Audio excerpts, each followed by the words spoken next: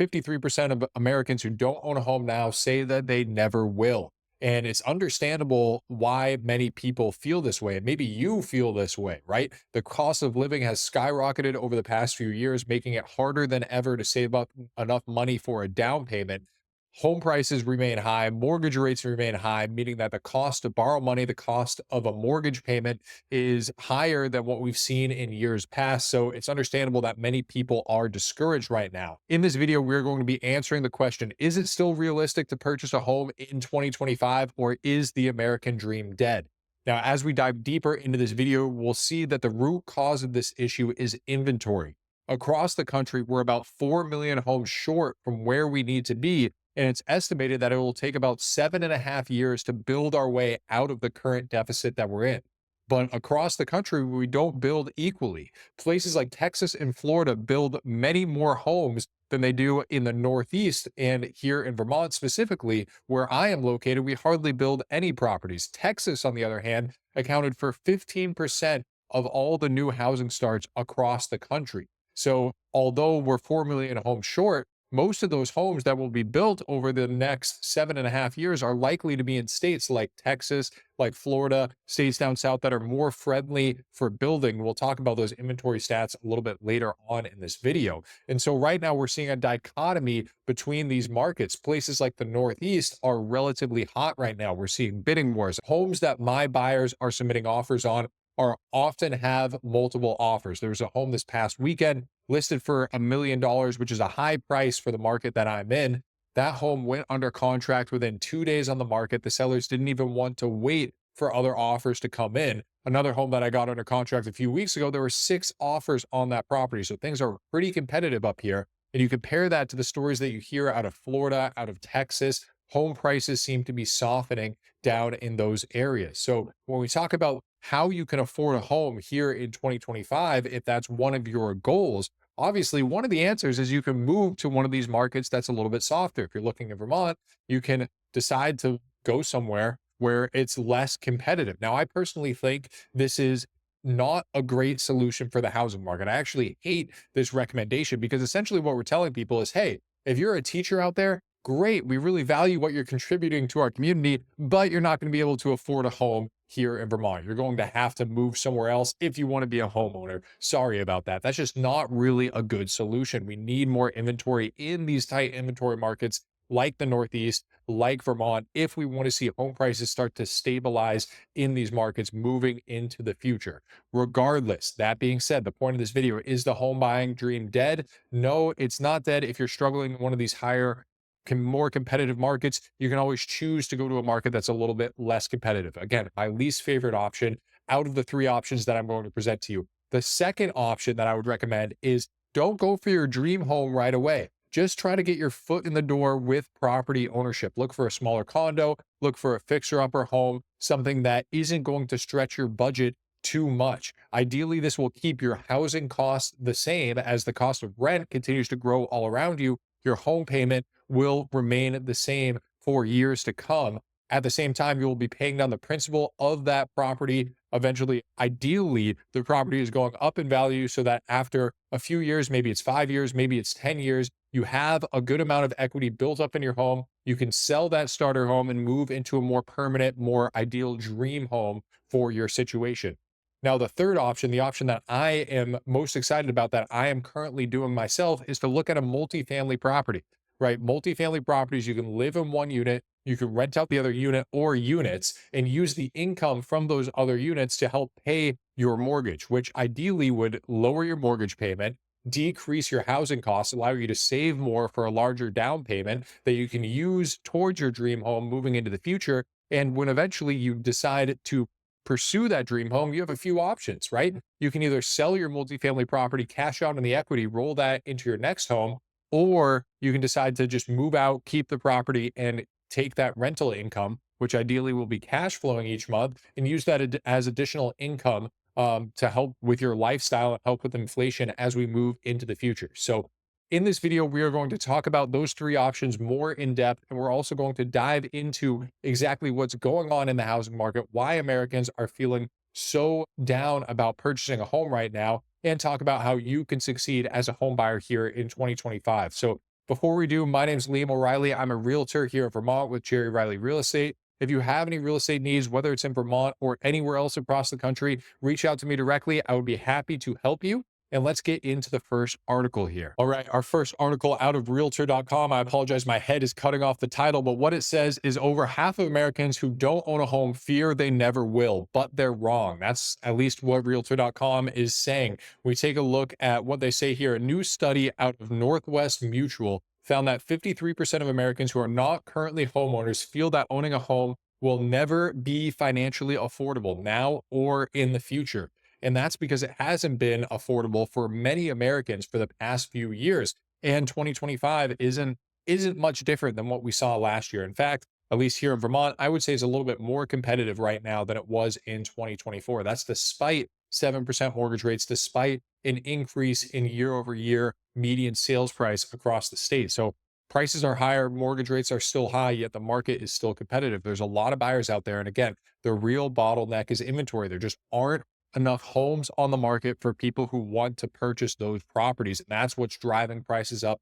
That's what's causing bidding wars. And then this bottom section, what they're talking about here is there are parts of the country, such as New York City or Los Angeles, where home ownership is out of reach for the average American, which is very true, right? Those cities are expensive. They've been expensive for a long time now. And it's understandable, right? If you're say a teacher in New York City, it's going to be tough to afford a Manhattan brownstone apartment, or I hope there's brownstones in Manhattan. I'm not too familiar with New York, but you get what I'm saying. It's going to be tough to afford an expensive, desirable piece of real estate in Manhattan, but you should still be able to afford a property within commuting distance from where you work. And the same goes for really any part of the Northeast. So yes, there's parts of the country that are expensive, that are out of reach for people, but that doesn't mean that the majority of a single region should be out of reach for the average American worker. And I think we should work to make housing more affordable, really, really across the country and not just in these certain regions. And that starts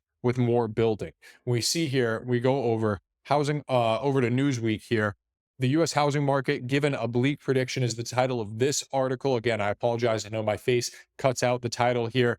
Here we go. The US still has 3.8 million units less than what Americans would need, the real estate website reports. And the real estate website they are talking about is realtor.com, which is where we just were. So 3.8 million listings short from where we need to be. Now, the good news is that single family home construction, it picked up last year, and they expect it to pick up again here in 2025. So home starts totaled 1.1 or a little over a million homes, up 6.5% from 2023, right? That was the 2024 data. We're up 6.5% from 2023, so trending in the right direction. However, it's going to take about 7.5 years for us to reach that 3.8 million home deficit to build our way out of the current housing shortage that we're in.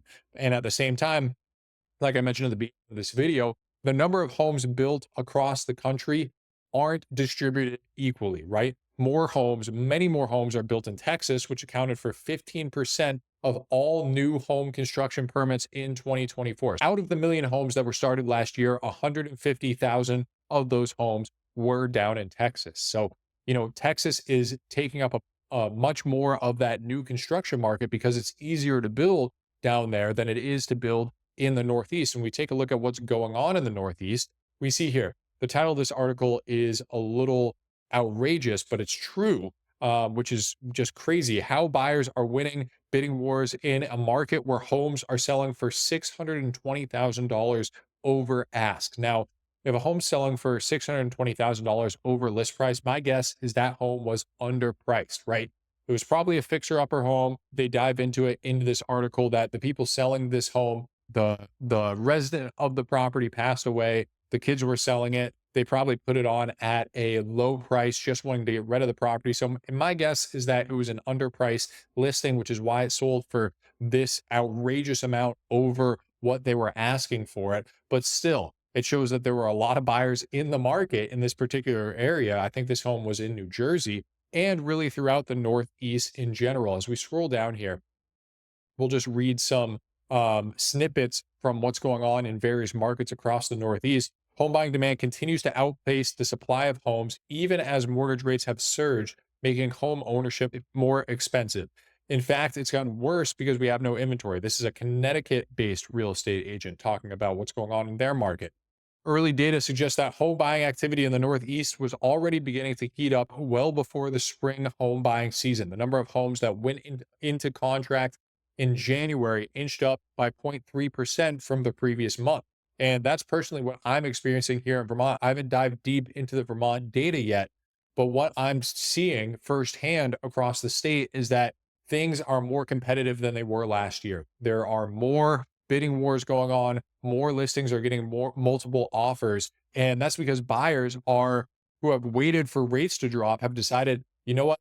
It's rates aren't coming down or they haven't come down soon enough. I can't wait for them to come down in the future. I'm going to purchase a property now. And personally, if you're in a market with tight inventory like I am here in Vermont, I think that purchasing when rates are still elevated like they are today is a good strategy because when rates drop, it's not like inventory is going to skyrocket overnight, but more buyers will jump into the housing market at that time. So, in these markets with tight inventory, it will be more competitive. The multiple offer situations, the bidding wars, they're going to get more intense than what we're seeing today at these higher interest rates. That's why I'm looking for a home right now here in Vermont because I think this is the best time to buy and I can always refinance moving into the future. Of course, you don't want to stretch yourself too thin. You don't want to purchase a property that you can't afford that will make you house poor, where you're spending all your money towards your housing payment, right?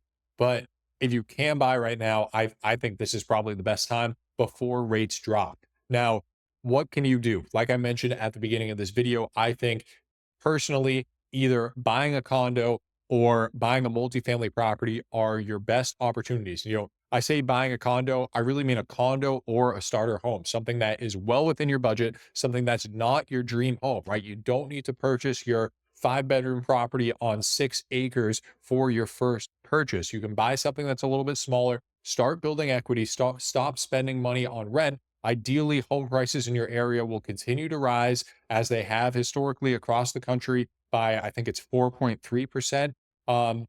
Is the yearly average across the United States. I know here in Vermont, Vermont has never had a 10-year period where homeowners have lost value in their properties. So if you bought a home today and you're going to sell it 10 years from now, there's never been a 10-year period where you've lost value here in Vermont. So it's very unlikely that that will take place 10 years down the road. So you buy a property, you get into your starter home, you start paying down the principal, you start building equity. Ideally, home prices continue to go up. Then all of a sudden, 5, 10 years down the road, you can sell that property, roll that equity into a more permanent home. Or you can buy a multifamily property, right? Multifamily properties, at least what I'm experiencing here in Vermont, they're a little bit less competitive, right? You can ideally avoid that bidding war or only be competing against one or two other buyers, which you ideally can beat out. Maybe it won't be your first offer, but your second or your third offer, you can get that property under contract and start building equity in the home, use the income from the other unit or other units that you have to help lower your housing costs, start saving more money. And then from there, your next property, you can either buy another multifamily property or you can buy that larger dream home that you're thinking of that wasn't affordable when you were renting, when you didn't have any equity in your home, when your housing costs were extremely high. But now that you own a multifamily property, your housing costs are a little bit lower. You have equity in your home. All of a sudden, you can save more for a down payment towards that dream home. Um, and I think that's more of a realistic strategy for many home buyers out there today. Start with a starter home or start with a multifamily property and then move on to something more permanent. I think that's a better way to go about it than what, people in our parents' generation, or at least my parents' generation. My dad is at the younger end of the baby boomers. My mom, I believe, is Gen X, I want to say. And so, they were able to just purchase a single family home as their first home purchase and afford that mortgage payment throughout my entire life. And they've only owned that one home. So that was a more realistic thing to obtain for people in my parents' generation and people in some older generations. Nowadays, I don't know if that's the best way to go about it. I think it's much better to start with a starter home, start with a multifamily property, and then move into that more permanent home. So Anyway, thank you guys so much for watching. I really appreciate the support. If you made it this far, please leave me a comment. Let me know what you thought of the video, and I'll see you in the next one.